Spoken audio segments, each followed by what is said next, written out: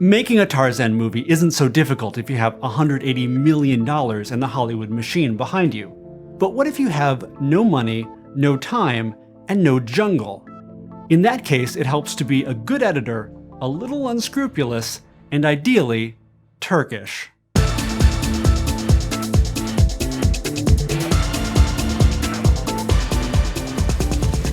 Get ready for a wild case of déjà vu.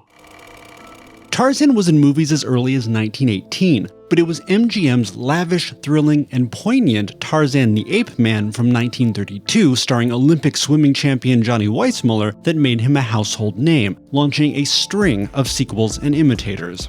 The movies were also popular in Turkey, along with the syndicated Tarzan comic strip, and in 1952 that popularity gave Turkish film importer Sabahattin Tulgar a brainstorm.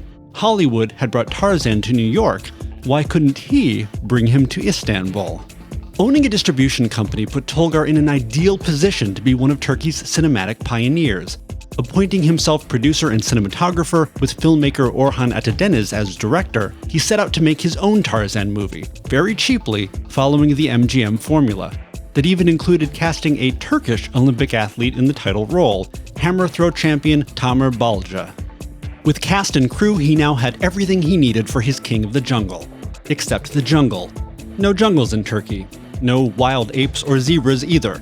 But no problem. Tulgar imported movies. He had plenty of jungle footage. He and Atadeniz owned a stack of Tarzan movies and a wildlife documentary from which they could poach all the jungle shots they needed. The rest they could get by filming in Belgrade Forest, which was similar enough for the budget. Meanwhile, Atadeniz would cut frames out of those other movies and refer to them on location, directing the actors to move, look off camera, and react based on the material they'd be splicing in. In fairness, MGM's Tarzan never set foot in Africa either. All the authentic material in Ape Man was just outtakes from 1931's Trader Horn. But that was only to supplement the illusion that they had painstakingly and expensively built on set. It was only scenery.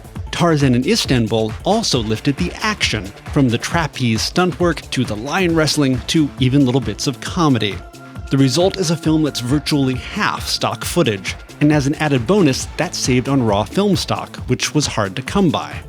As for Tarzan in Istanbul's story, it's essentially a remake of Tarzan the Ape Man, about a treasure-seeking expedition that stumbles across the taciturn jungle hunk. Tarzan, of course, carries off the heroine and eventually her heart. But first, there's lots of crocodile fighting and other monkey business. And it's only the last 60 seconds during which Tarzan actually gets to Istanbul. Despite a budget bordering on outright poverty, the film was a success, finding an audience not only in Turkey, but in Europe and the Middle East as well. Flash forward to 1974, and Sabahattin Tulgar's son Kunt Tulgar, now a filmmaker and prolific editor, decides it's his turn. He mounts his own jungle adventure, Tarzan the Mighty Man. The story retreads Tarzan in Istanbul, but with more action added to the script.